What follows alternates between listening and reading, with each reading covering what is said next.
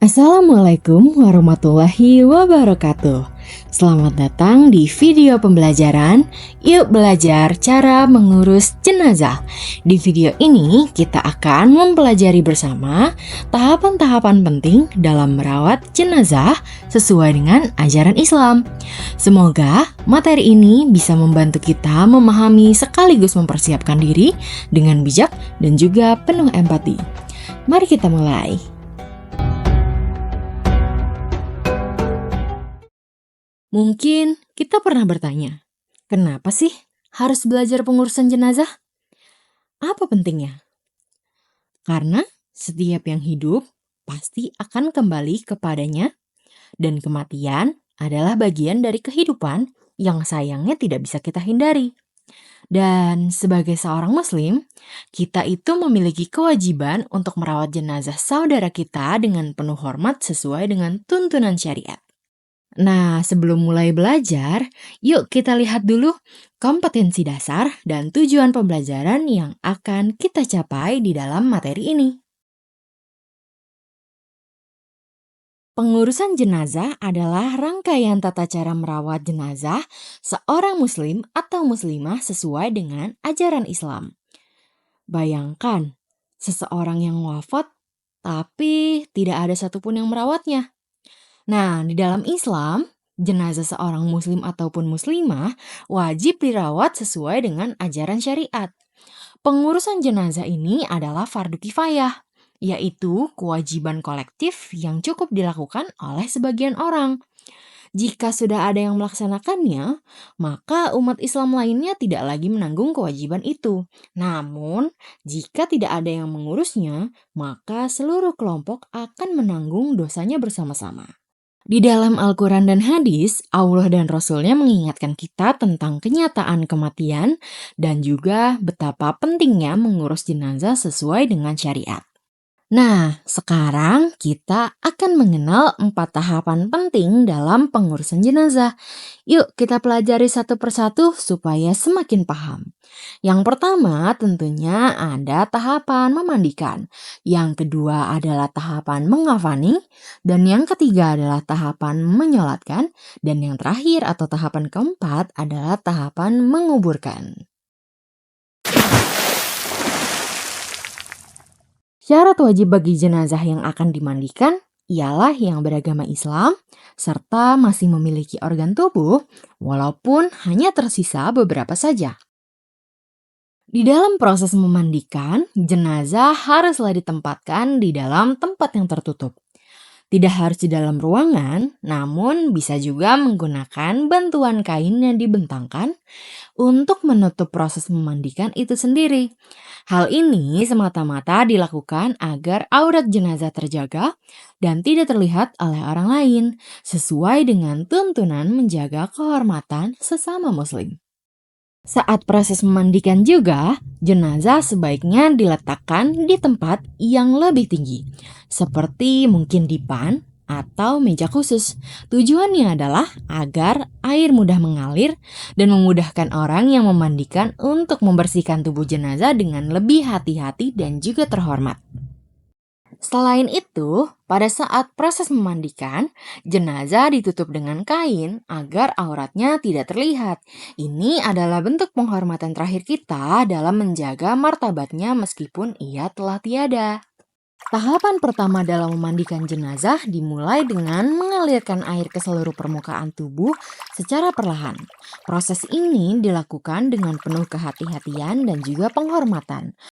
Setelah seluruh tubuh disiram perlahan, jenazah lalu diwudukan sebagaimana wudhu saat masih hidup. Mulai dari membasuh wajah, tangan, hingga kaki. Semuanya dilakukan dengan lembut dan juga penuh penghormatan. Selanjutnya, jika memungkinkan, jenazah bisa ditopang ataupun disandarkan secara perlahan untuk memudahkan proses pembersihan. Nah, tahapan selanjutnya ini adalah memijat lembut bagian perut jenazah agar sisa kotoran dapat keluar. Tentunya juga tetap dengan menjaga kehormatan jenazah dan juga auratnya ya. Selanjutnya, seluruh tubuh jenazah dibersihkan menggunakan sabun, termasuk juga bagian-bagian tertentu yang mungkin memerlukan perhatian khusus. Untuk area-area yang sulit dijangkau dapat dibersihkan dengan bantuan cotton bud atau alat bantu lainnya. Tentu tetap dengan lembut dan juga penuh penghormatan. Dan sebagai tahapan terakhir, tubuh jenazah disiram kembali untuk membilas seluruh bagian. Air bilasan ini bisa dicampur dengan kapur barus ataupun daun bidara. Tujuannya ialah agar tubuh jenazah lebih harum dan juga segar sebelum dikafani.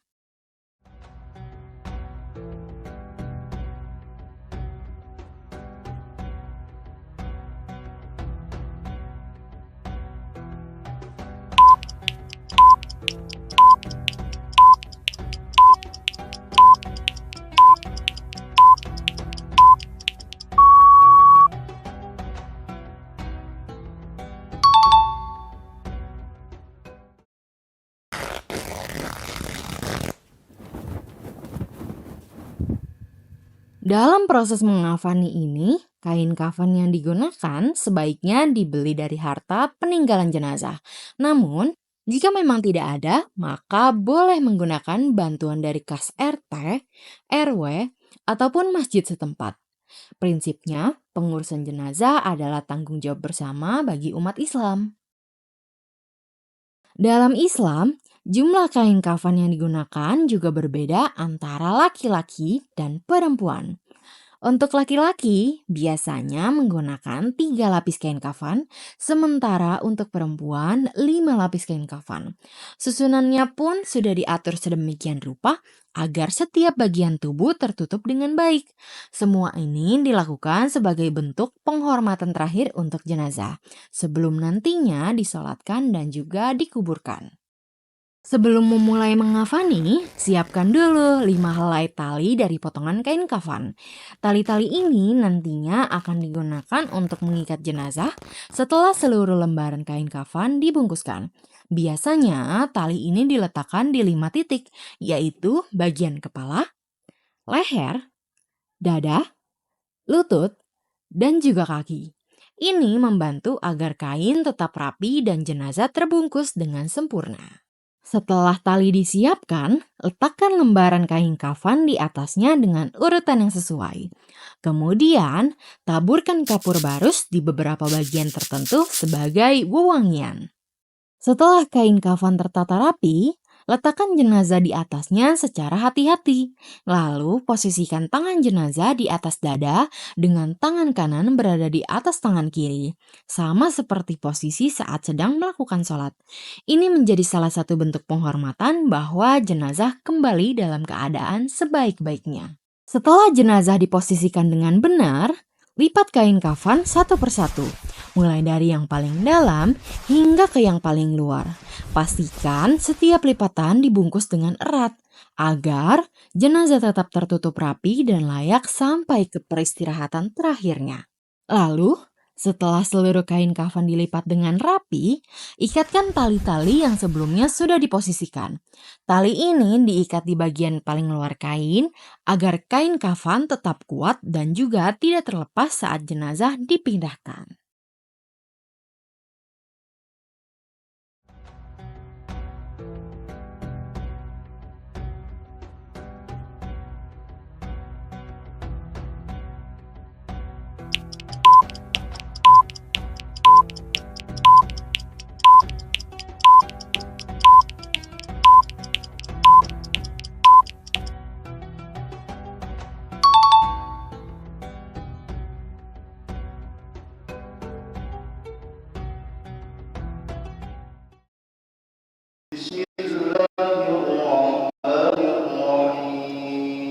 Sebelum disolatkan, jenazah diposisikan di depan imam dalam keadaan telentang. Kepala jenazah diarahkan menghadap kiblat sesuai dengan tuntutan dalam syariat. Dalam menyolatkan jenazah, posisi imam berbeda tergantung pada jenis kelamin jenazah. Jika jenazahnya laki-laki, maka imam berdiri di dekat kepalanya. Sementara jika jenazahnya perempuan, posisi imam bergeser ke arah pinggul jenazah.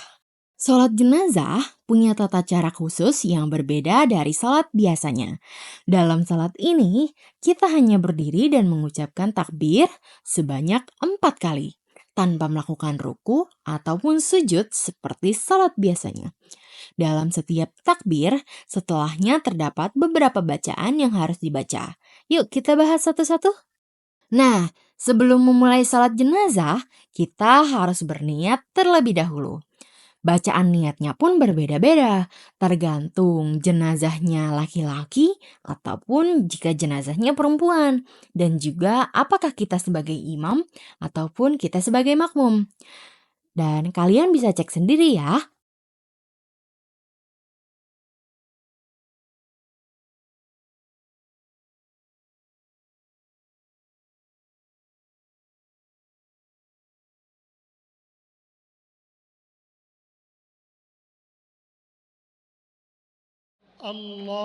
Setelah melakukan niat, kita lanjut dengan takbir pertama. Setelah takbir, bacalah surat Al-Fatihah sebagai pembuka dalam sholat jenazah. Selanjutnya adalah takbir kedua. Nah, setelah takbir kedua adalah waktunya kita memanjatkan salawat kepada Nabi Muhammad Shallallahu Alaihi Wasallam. Ini adalah momen penting untuk mengingat dan juga menghormati beliau dalam pelaksanaan sholat jenazah.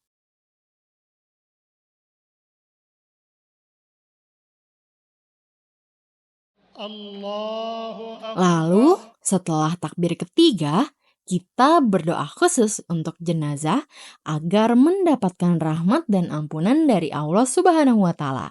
Doa ini memiliki sedikit perbedaan untuk jenazah laki-laki dan juga perempuan sesuai tuntunan yang diajarkan. Kalian bisa cek sendiri ya.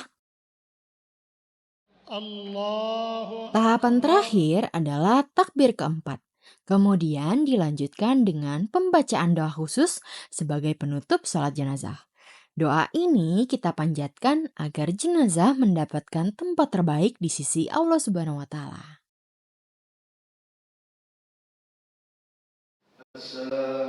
Kemudian, sholat jenazah ditutup dengan melakukan salam, selayaknya yang dilakukan pada sholat seperti biasanya.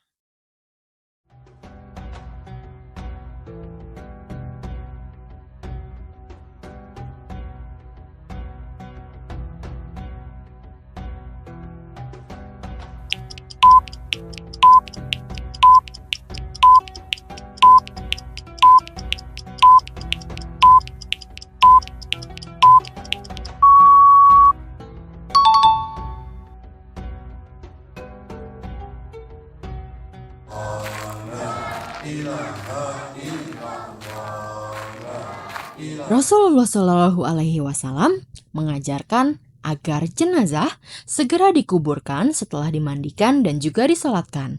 Namun, penguburan sebaiknya dilakukan pada siang hari, kecuali jika ada keadaan darurat yang mengharuskan penguburannya dilakukan sesegera mungkin. Setelah semuanya siap, jenazah dapat dibawa menuju ke pemakaman. Disunahkan untuk bersegera, namun bukan berarti kita harus berlari. Cukup berjalan cepat dengan tetap menjaga ketenangan dan juga rasa hormat terhadap jenazah. Ketika menggali kubur, sebaiknya dibuat cukup luas agar jenazah bisa dimakamkan dengan layak. Namun, jika situasi mendesak, seperti bencana atau keterbatasan lahan, diperbolehkan untuk menguburkan lebih dari satu jenazah dalam satu liang. Maksimal 3 orang, asalkan semuanya beragama Islam. Setelah liang lahat sudah siap, jenazah perlahan diserahkan ke orang yang sudah berjaga di dalam lubang kubur. Proses ini dilakukan dengan penuh kehati-hatian dan juga penuh rasa hormat dan diiringi doa saat meletakkannya ke dalam kubur.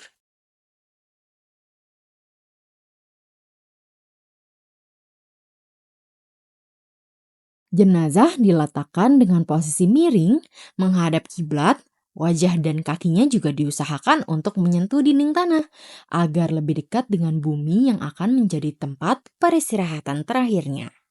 Nah, setelah jenazah berada dalam posisi yang aman dan stabil, tali kafan yang sebelumnya mengikat boleh dilepas satu persatu. sebagai bentuk penghormatan terakhir sebelum liang lahat ditutup. Lalu, langkah selanjutnya adalah menutup liang lahat menggunakan papan. Setelah itu, tanah perlahan-lahan mulai dimasukkan kembali hingga kubur tertutup dengan sempurna. Sebagai bentuk sunnah dari Rasulullah, kita dianjurkan untuk menanam tanaman di atas kuburan. Selain menjadi pengingat akan kehidupan, tanaman ini juga diharapkan membawa ketenangan bagi yang telah berpulang.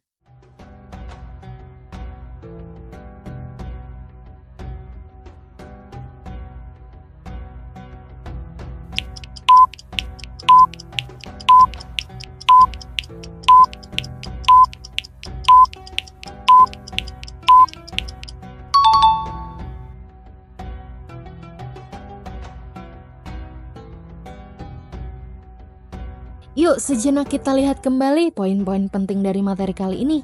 Tenang aja, kalian bisa baca ini sendiri ya.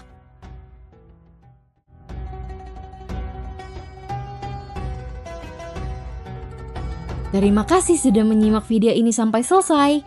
Sebelum kita akhiri, kalian bisa mencoba latihan mandiri lewat barcode yang muncul di layar. Latihan ini dibuat untuk membantu kalian memahami materi dengan lebih baik. Jadi, lakukan dengan tenang dan santai ya. Semoga penjelasan di video ini bisa membantu kalian lebih mengerti tentang pengurusan jenazah sesuai ajaran Islam. Wassalamualaikum warahmatullahi wabarakatuh. Sampai jumpa di video berikutnya.